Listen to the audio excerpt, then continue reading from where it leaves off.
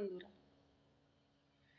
ভারতীয় হয়ে জন্মালে হার্ট অ্যাটাকের রিস্ক বেড়ে গেল 3 গুণ।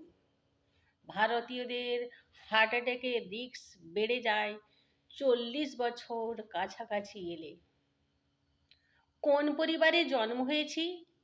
জেনেটিক কারণ। শরীরের মেদ বেড়ে গেলে হার্ট অ্যাটাকের একটা বড় কারণ।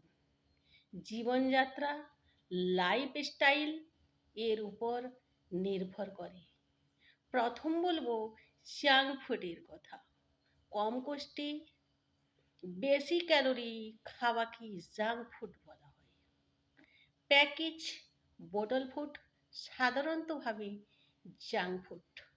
ব্যায়ামের অভাব, সারা দিন শুধু বসে বসে এক জায়গায় কাজ করা, একে হ্যাবিট বলা হয়। হার্ট অ্যাটাকের ঝুঁকিকে অনেকটাই বাড়িয়ে দেয়। দক্তা, জর্দা, সিগারেট, বিড়ি, নেশা।